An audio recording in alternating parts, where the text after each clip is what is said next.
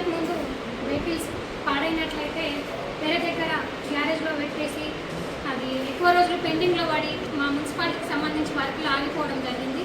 దాన్ని ఉద్దేశించుకొని మేమే స్వతహాగా మా మున్సిపాలిటీ పరిధిలో ఉన్న ఏదైతే మా గవర్నమెంట్ ప్లేస్ ఉంది గ్రేవ్ యార్డ్లలో అయితే మేము మౌలిక సదుపాయాల కోసం 15 lakhs పెట్టడం జరిగింది. అలాగే వాటర్ సప్లై అండ్ రిపేర్ల కోసమని, అలాగే స్ట్రీట్ లైట్ కోసమని 50 lakhs పెట్టడం జరిగింది. అలాగే ఎంప్లాయీస్, కాంట్రాక్టర్, వాటర్ సోలార్ కోసం తదితర అంశాల కోసం వీటిని తీసుకోవడం జరిగింది.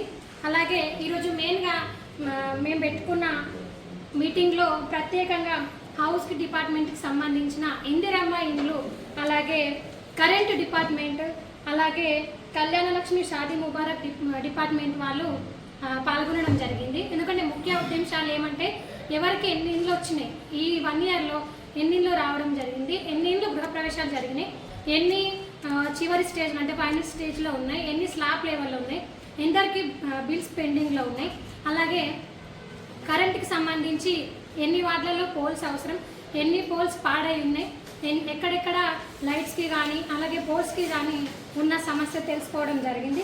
అలాగే మెయిన్ ప్రాబ్లం కళ్యాణలక్ష్మి షాదీ ముబారక్ ఎందరు అప్లై చేసుకున్నారో ఎందరికి రావడం జరిగింది, మరి మిగతా వారికి రాకపోవడానికి సమస్య ఏది ఉంది, ఆన్లైన్ ద్వారా కావని ప్రతి ఒక్కటి మేము డైరెక్ట్గా అంటే మా గౌరవ సభ్యులు ఎవరైతే 48 మంది ఉన్నారో వారి ద్వారా తెలుసుకోగలిగితే ప్రతి వార్డులో ఇండివిజువల్గా డైరెక్ట్గా వాళ్ళు కాంటాక్ట్ అయితే ఆ యొక్క ఆఫీసర్కి వీళ్ళ యొక్క సమస్యలు తొందరగా తీరుతాయనే ఒక ఉద్దేశంతో, మంచి దృక్పథంతో మేము వీళ్ళతో సహా మేము మీటింగ్ తీసుకోవడం జరిగింది.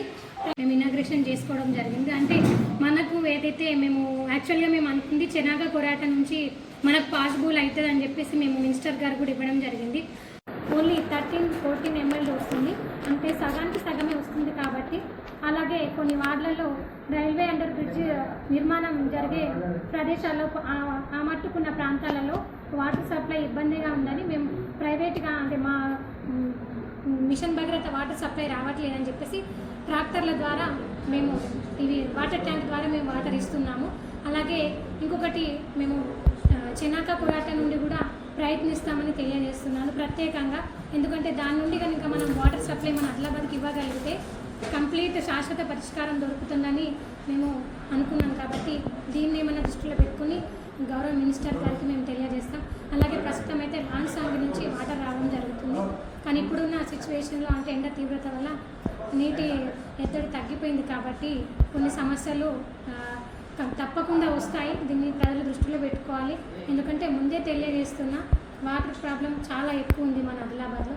మనకు ఇది ఒకటి తప్ప వేరే సోర్స్ ఏం లేదు.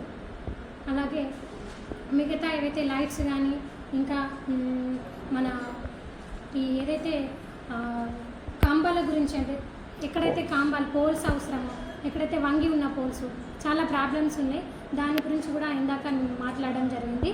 వాళ్ళు కూడా చెప్పిండ్రు ఎక్కడెక్కడ ఏ వార్డులో అయితే ఎన్ని పోల్స్ అవసరమో, ఎన్ని థర్డ్ వైర్ కానీ ఎన్ని పోల్స్ అవసరమో, ఎవరికి ఏమి ఇబ్బంది ఉందో తప్పకుండా మేము చూసుకుంటామని చెప్పిండ్రు.